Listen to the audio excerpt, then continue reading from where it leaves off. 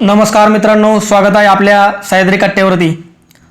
तर आजची घटना आपल्याला बघायची आहे पुण्यामधली।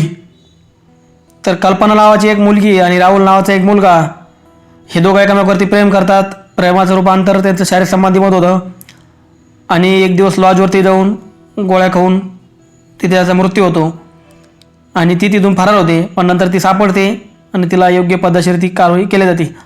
तर बघूया सविस्तर घटना आहे काय, नेमकी कोण कुठला आहे, कसं घडलं, काय झालं।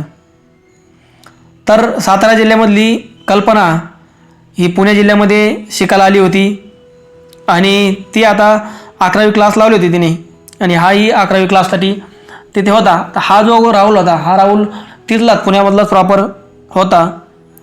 दोघांचेही क्लास चालू होते, कॉलेजलाही ॲडमिशन केलेलं होतं आणि असं त्यांचं कॉलेज चालू असताना, क्लास चालू असतानाच एकमेकावर प्रेम होतं, एकमेकांचं बोलणं चालणं वाढतं। एक साधारण मित्र म्हणून ते राहतात, पण मित्राचं रूपांतर नंतर प्रेमात होतं आणि प्रेम वाढू लागतं। प्रेम वाढतं वाढतं तसं प्रेम वाढतं तसं यांचं रूपांतर शारीरिक संबंधही ठेवावे लागतात। शारीरिक संबंध ठेवत असताना यांना त्याची सवय लागते, यांना त्याची चटक लागते।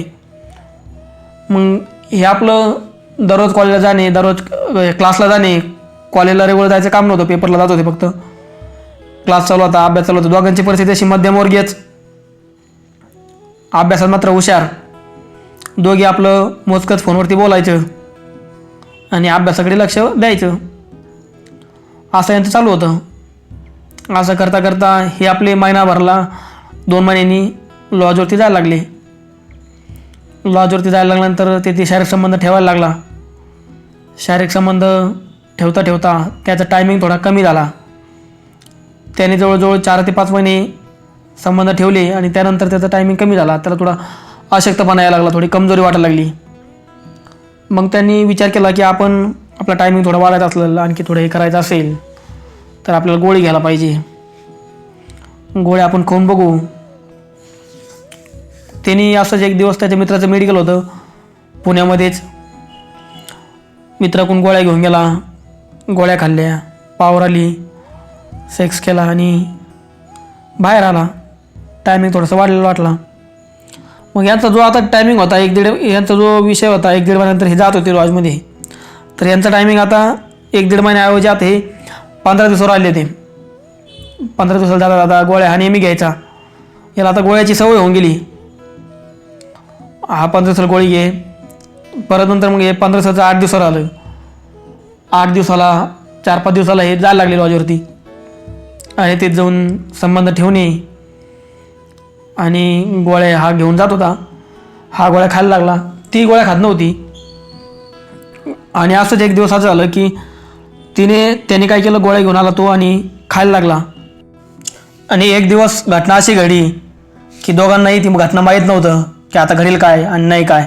हा रोजच्यासारखाच असाच एक दिवस गोळ्या घेऊन आला आणि गोळ्या खाल्ल्या आणि यांचा शारीरिक संबंध चालू झाला।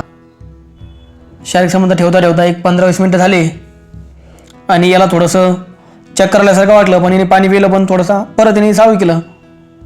यांचा संबंध ठेवणं चालू होतं आणि अचानकच त्याला त्याचे हातपाय असे तैट झाले आणि त्याला चक्कर आल्यासारखी झाली थोडीशी।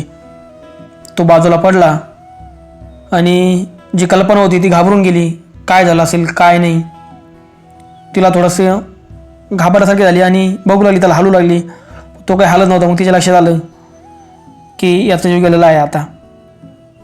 ती घाबरं बाहेर आली आणि तिच्या लक्षात आलं की आपण जर आईला सांगितलं यांना तर आपल्या घरी बातमी माहीत होईल आणि आपली पुरा अपमान होईल।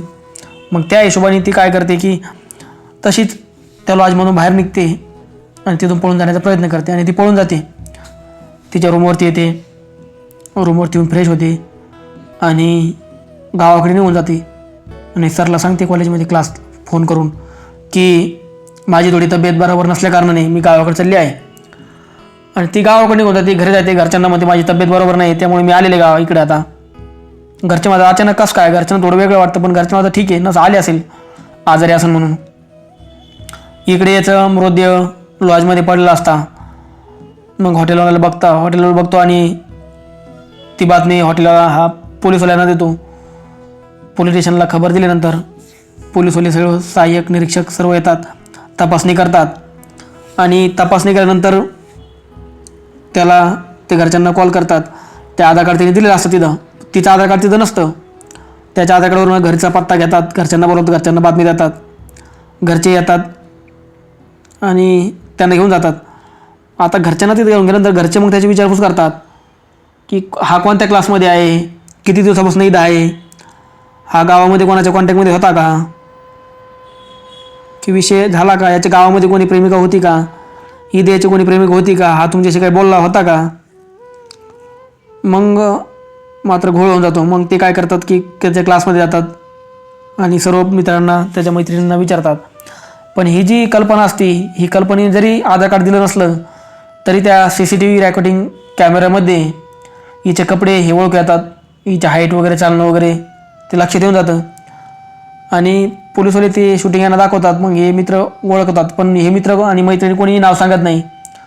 पण एक मित्र हा राहुलचा खूप जवळचा असतो, तो त्याच्या गावामध्ये असेल, त्याला थोडा शेक येतो हीच असावी आणि यांचे दोघांचे संबंध होते पहिले. नंतर मग यांचे संबंध असताना नाही, सांगत होते की आमचे संबंध नाही, आता आम्ही यांना एकमेकांना ओळखत नाही आहे. तो मित्र जाऊन पोलिसवाल्यांना ही बातमी देतो. ही बातमी दिल्यानंतर पोलिसवाल्यांच्या लक्षात येतं आणि पोलिसवाले तिला घरी घ्यायला जातात.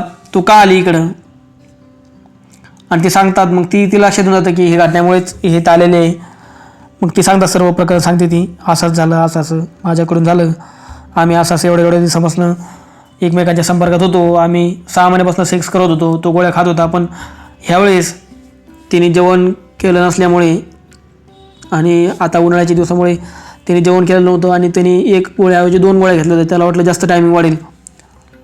या प्रकारे त्यांनी सेक्स चालू केला आणि 15-20 मिनटं सेक्स झाल्यानंतर त्यांनी अचानकच चक्कर आल्यासारखं थोडं झालं त्याला आणि हातपाय वगैरे टाईट होऊन तिच्या जागी मृत्यू झाला आणि त्याचं जीवन संपलं.